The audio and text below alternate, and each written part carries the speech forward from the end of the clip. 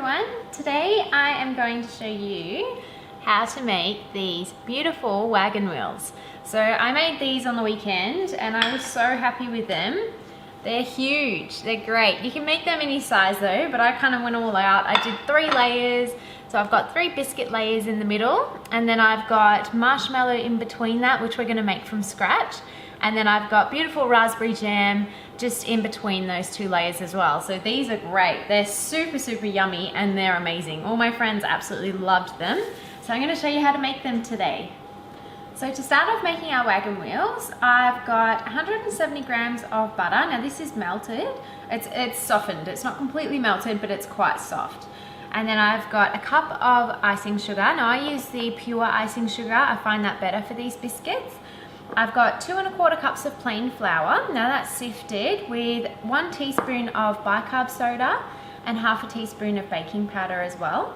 And then I'm going to use a teaspoon of vanilla bean, 2 teaspoons of honey, and 1 egg.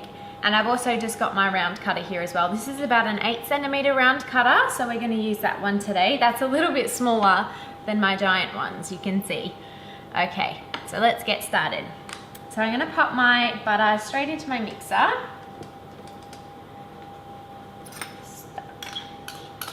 Okay. With my icing sugar. And I'm going to mix that until that's light and fluffy. And really, really pale in colour. So I'm going to add a teaspoon of vanilla bean. I just prefer vanilla bean. You can use vanilla essence as well, or vanilla extract if you like, but I like being able to see the beans throughout the biscuit. And then you also want to add in 2 teaspoons of honey. This biscuit's beautiful with the honey in it. It adds a really nice flavour. 2 teaspoons of honey. And you want to add your egg in as well. Crack our egg in and then beat that until it's combined. You don't need to overbeat it or anything, just until it's combined.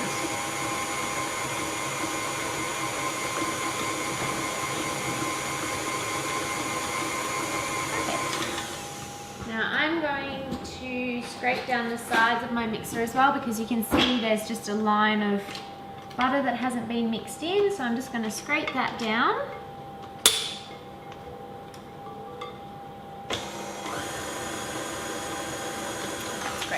And then what I'm going to do is I'm going to add in my flour and bicarb mixture with my baking soda. Now this is all sifted, remember.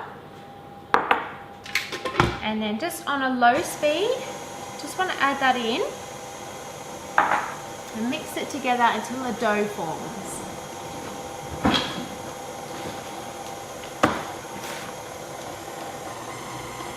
You can put it on speed 2 if you like, if you've got a KitchenAid. Not too fast.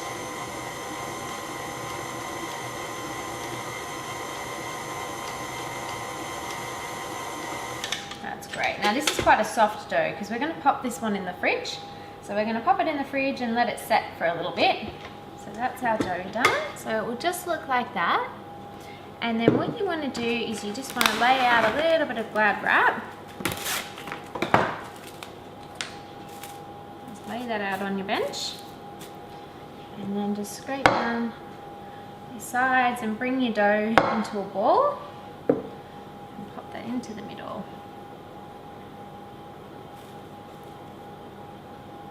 It's quite sticky, this dough. And then you just want to wrap that up. So just wrap that up and press down a little bit. Now I'm going to pop this in the fridge for about 20 minutes to half an hour until it's just firm to touch. And now's a good time to pop your oven on as well. So I'll pop your oven on at about 180 degrees Celsius. So I've just taken my dough out of the fridge and it's still a little bit soft, but it's just firm on the outsides. And that's when you know it's going to be ready. So we're going to flour our bench. We're going to pop a little bit of flour on the top. Grab out my rolling pin. Okay. I'm just going to roll this till it's about 5 millimeters thick. You don't want them to be too thick, otherwise your wagon wheels are going to end up super high. So So you just want them to be little thin round cookies. And remember to keep lifting and moving your dough, because this is quite a soft dough, it's going to break just like that. So we want to make sure that we have lots and lots of flour underneath.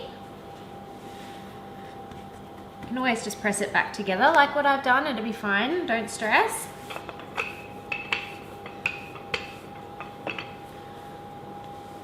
Just little rolls, just move it all together just like that.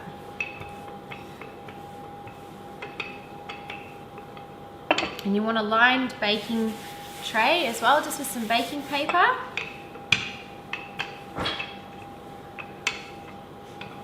This dough is quite soft, so it's really, really easy to work with. It's just gentle pushes until you get it the right thickness that you need. There we go. So now I'm going to use my round cutter, and I'm just going to cut lots of round circles until I've run out of dough. I'll re-roll my dough as well, and then continue to cut my circles. And all I'm going to do is just pop all of these on a tray, and then you just want to pop them straight into the oven at 180 degrees for about 10 minutes until they're golden brown. Just keep an eye on them, they don't take very long. Could be about 8 minutes, so just keep an eye on it. So now we're going to make the marshmallow filling whilst our biscuits are in the oven. So to make the marshmallow filling, I've got gelatin sheets.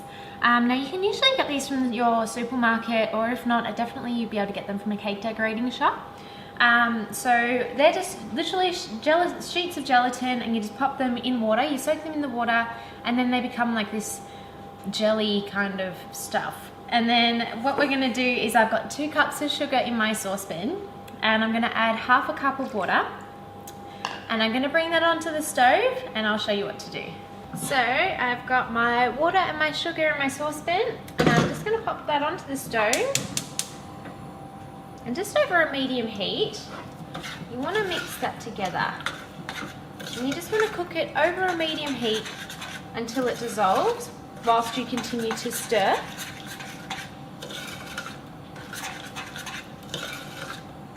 It usually takes about 5 minutes. Sugar's all dissolved. Now what I want to do is I just want to grab my gelatin sheets, squeeze them out, and pop them straight into the mixture, and just mix it until it's melted through. Doesn't take very long. That's literally it. And then what you want to do is turn your saucepan up onto high heat. So turn this up onto high heat until it boils. And then what we're going to do, we're going to pop this mixture into our mixer with a whisk. We're going to add in our salt, add in our vanilla, and then we're going to beat it together until it comes to a meringue. So you can see my mixture is bubbled up, it's all white and fluffy. Now we just want to pour that straight into the mixer. It's already starting to look like marshmallow. Straight into our mixer, you want to add about 1/4 of a teaspoon of salt, and about 1 or 2 teaspoons of vanilla bean. You can use vanilla essence again if you like. And then all you want to do is you want to whip this on high for about 10 minutes, and it will just turn into literally a marshmallow. So my marshmallow is ready to go to be piped. And here I've just laid out all my biscuits. Now I've laid one flat down and the other 2 flat up. So what I want to do is I want to put the raspberry jam on the ones facing up and leave this one plain. This is just my easy way of assembling them. Now you have to work quite quickly with this marshmallow. Because of the gelatin, it will start to set, and then we won't be able to pipe it.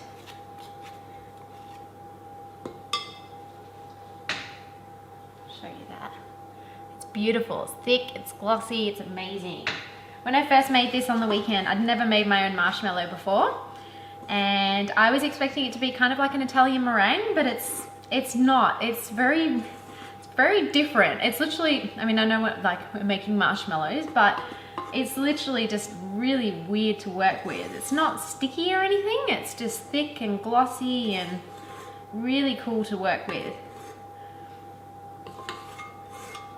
This would be a great one to pop on top of tarts and stuff like that as well. That's something that I really want to try out. Okay, so pop all of your mixture in a piping bag, and I've just got a plain round tip on the end of that one. And then all you want to do is just pipe on all of your plain biscuits. I'm just going to do that many to start, and then grab the one with your jam on the top and just place that opposite way down, so the jam is touching your marshmallow. So we'll do that for all of these ones first.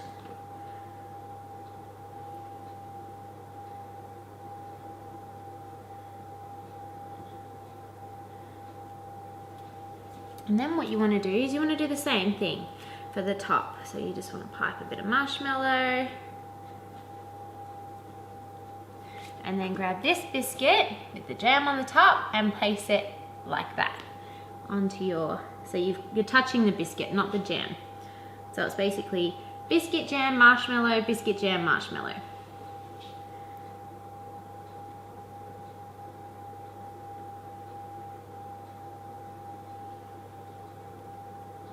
There we go. So that is your little stacked up marshmallow.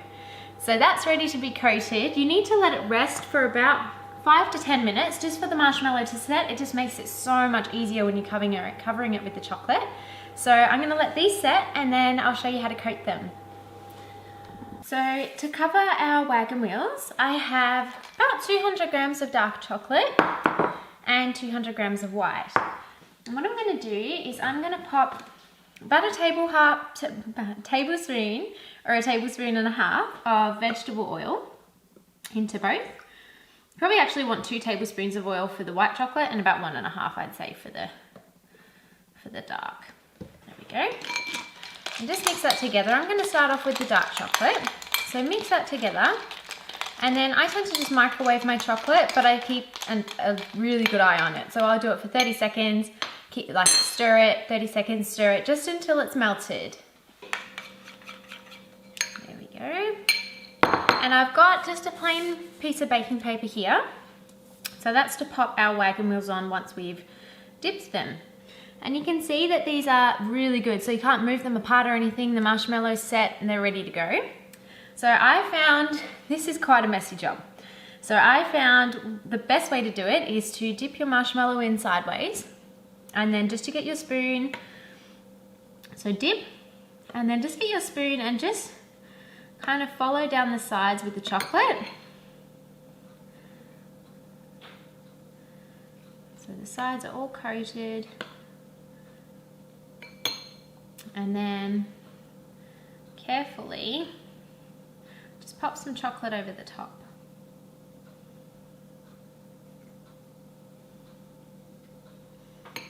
And then I just shake it a little bit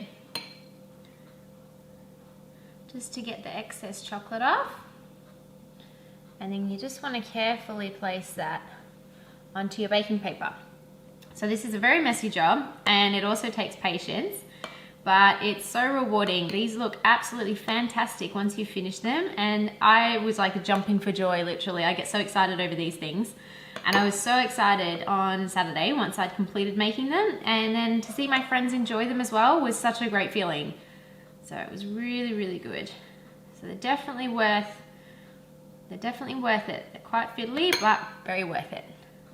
And they taste amazing. I forgot about the taste. There we go. So I like to do half white, half dark chocolate, just because I think they look really cool plated up. But if you want to do all chocolate, you can do all chocolate. If you want to color white chocolate, that's also a really cool idea. I haven't done that yet, but that is a really cool idea. And if you do it, please send me through a photo because I'd love to see them. You can just color white chocolate with the oil-based colors. And they come out great. Okay. So I'm going to do 6 chocolate ones and 6 white chocolate ones today.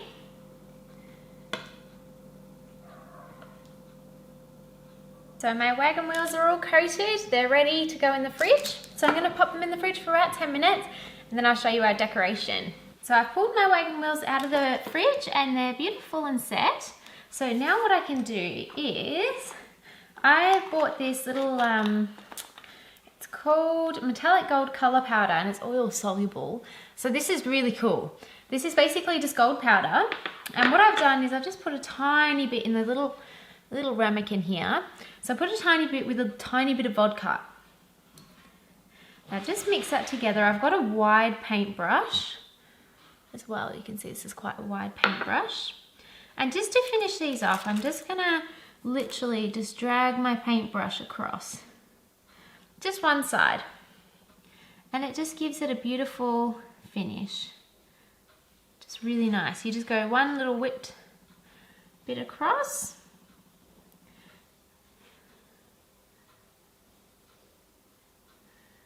Just gives it just a nice little pop.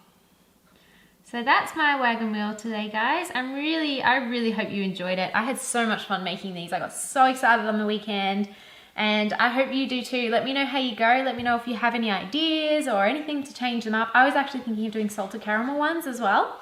So instead of the jam, you add salted caramel, and you can also add salted caramel flavoring or a teaspoon of salted caramel to your marshmallow instead of the vanilla bean. So let me know how you go. I'd love to hear from you guys, and I'll see you next time. See you.